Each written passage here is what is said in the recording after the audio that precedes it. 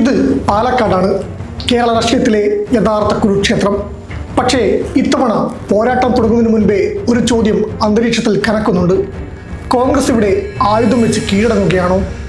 രാഹുൽ മാങ്കൂട്ടത്തിൽ എന്ന യുവതാരം പാർട്ടിക്കുണ്ടാക്കിക്കൊടുത്ത തീരാത്ത നാണക്കേടിൽ നിന്ന് മുഖം രക്ഷിക്കാൻ ഒരു സിനിമാക്കാരനെ കെട്ടിയിറക്കുമ്പോൾ കോൺഗ്രസ് ലക്ഷ്യമിടുന്നത് വിജയമാണോ അതോ മാന്യമായ തോൽവിയാണോ? ശോഭാ സുരേന്ദ്രൻ എന്ന BJPയുടെ ഏറ്റവും കരുത്തുറ്റ നേതാക്കളിലൊരാൾ തീപ്പൊരിച്ചിടർന്ന പ്രസംഗങ്ങളുമായി മണ്ഡലം ഉഴുതുമറിക്കുമ്പോൾ വെറും കൗണ്ടറുകൾ പറഞ്ഞ് പ്രതിരോധിക്കാൻ രമേശ് പിഷാരടിക്ക് കഴിയുമോ? രാഷ്ട്രീയത്തിലൂടെ മറുപടി പറയാൻ കരുത്തുള്ള ഒരു നേതാവിനെ നിർത്താതെ സിനിമയുടെ ഗ്ലാമറിൽ അഭയം തേടിയ കോൺഗ്രസിന് എങ്ങനെയാണ് മറ്റുള്ളവർക്കെതിരെ ഡീൽ ആരോപണം ഉന്നയിക്കാൻ കഴിയുന്നത്? ഇടതുപക്ഷത്തിന്റെ സ്ഥാനാർത്ഥിയെ ചൂണ്ടി ഡീൽ ഡീൽ എന്ന് ആക്രോശിക്കുന്ന കോൺഗ്രസ് സ്വന്തം പാളയത്തിലെ ദുർബലമായ നീക്കങ്ങളെ ഒളിച്ചു വെക്കുകയാണോ? സത്യത്തിൽ ഇവിടെ ആരൊക്കെ തമ്മിലാണ് ഡീൽ? ആരാണ് വോട്ടുകൾ കച്ചവടം ചെയ്യുന്നത്? നമുക്ക് പരിശോധിക്കാം പാലക്കാട്ടെ ഈ അവിശുദ്ധ രാഷ്ട്രീയ നാടകങ്ങൾ.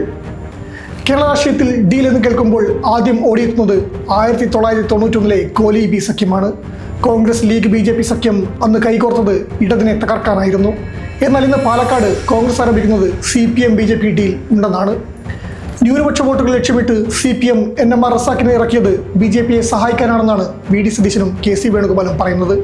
എന്നാൽ കോൺഗ്രസ് രാഷ്ട്രീയ ഗൗരവമില്ലാതെ ഒരു സിനിമാക്കാരനെ സ്ഥാനാർത്ഥിയാക്കിയത് BJPക്ക് പരവതാനി വിരിക്കാനാണെന്ന് ഇടതുപക്ഷം തിരിച്ചടിക്കുന്നു.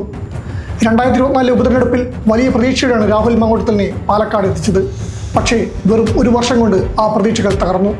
ഗുരുതരമായ ആരോപണങ്ങളും കേസുകളും നേരിട്ട രാഹുലിനെ ഒടുവിൽ കോൺഗ്രസിന് പുറത്താക്കേണ്ടി വന്നു. ഈ അപമാനം വോട്ടർമാർക്ക് മുന്നിൽ കോൺഗ്രസിനെ പ്രതിരോധത്തിലാക്കിയിരിക്കുകയാണ്. രാഹുൽ ഉണ്ടാക്കിയ മുറിവുകൾ പിഷാരടിയുടെ തമാശകൾ കൊണ്ട് മറയ്ക്കാമെന്ന് കോൺഗ്രസ് കരുതുന്നുണ്ടോ? കുഴൽമന്ദം സ്വദേശിയായ പിഷാരടിക്ക് ഇത് ഹോം കമ്മിങ് ആണെന്ന് UDF പറയുമ്പോഴും സിനിമാക്കാരന് എന്ത് രാഷ്ട്രീയം എന്ന ചോദ്യം മണ്ഡലത്തിൽ ശക്തമാണ്. മറുവശത്ത് BJP തവണ ഒട്ടും വിട്ടുവീഴ്ചയ്ക്കില്ല. ശോഭാ സുരേന്ദ്രൻ എന്ന ഫയർ ബ്രാൻഡ് നേതാവിനെയാണ് അവർ കളത്തിലിറക്കിയിരിക്കുന്നത്. പാലക്കാട് നഗരസഭയിലെ സ്വാധീനവും ശോഭയുടെ വ്യക്തിപ്രഭാവവും BJPക്ക് വലിയ ആത്മവിശ്വാസം നൽകുന്നു. ശോഭയെ നേരിടാൻ കോൺഗ്രസ് ഒരു രാഷ്ട്രീയ പുതുമുഖത്ത് നിർത്തുന്നത് തോൽവി മുൻകൂട്ടി കണ്ടുള്ള നീക്കമാണോ എന്ന് രാഷ്ട്രീയ നിരീക്ഷകർ സംശയിക്കുന്നു. ശക്തനായ നേതാവിനെ നിർത്താൻ കോൺഗ്രസിന് കഴിയാത്തത് അവരുടെ ബലഹീനതയല്ലേ എന്നതാണ് ചോദ്യം. ഇനി ഇടതുപക്ഷത്തിൻ്റെ കാര്യം. കോൺഗ്രസിന് വേണ്ടി വിട്ടുവീഴ്ച ചെയ്യേണ്ട ബാധ്യത ഇടതുപക്ഷത്തിനില്ല. തദ്ദേശ തെരഞ്ഞെടുപ്പിലെ വോട്ട് നില പരിശോധിച്ചാൽ UDFന് തൊട്ടുപിന്നിൽ 6000 വോട്ടുകൾക്ക് പിന്നിലായി LDF ഉണ്ട്. ജയിച്ചു കയറാൻ കഴിയുന്ന ഈ മണ്ഡലത്തിൽ NMR റസാഖ് എന്ന ജനകീയ മുഖത്തെയാണ് CPM പരീക്ഷിക്കുന്നത്. പാലക്കാട്ടുകാർക്ക് റസാഖ് അപരിചിതനല്ല. ന്യൂനപക്ഷ വോട്ടുകൾ ലക്ഷ്യമിട്ട് CPM നടത്തുന്ന ഈ നീക്കമാണ് കോൺഗ്രസിനെ ശരിക്കും ഭയപ്പെടുത്തുന്നത്.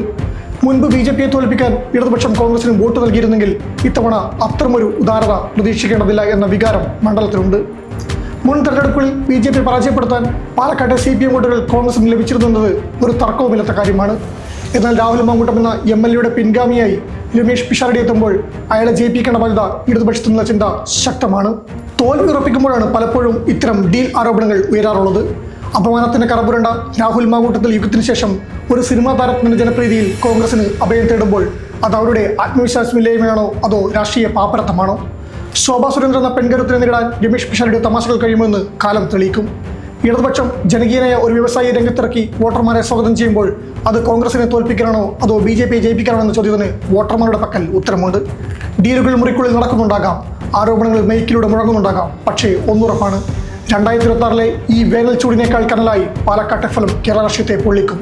കാരണം ഇവിടെ തോൽക്കുന്നത് ഒരു സ്ഥാനാർത്ഥിയല്ല, ഒരു രാഷ്ട്രീയ സംസ്കാരമാണ്. പാലക്കാട്ടെ പ്രബുദ്ധരായ വോട്ടർമാർ ആരെ തിരഞ്ഞെടുക്കും? ശോഭാ സുരേന്ദ്രന്റെ കരുത്തോ, പിഷാരടിയുടെ ഗ്ലാമറോ അതോ റസാഖിന്റെ ജനകീയതയോ? കാത്തിരിക്കാം പാലക്കാടൻ വിധി വരുന്നതുവരെ.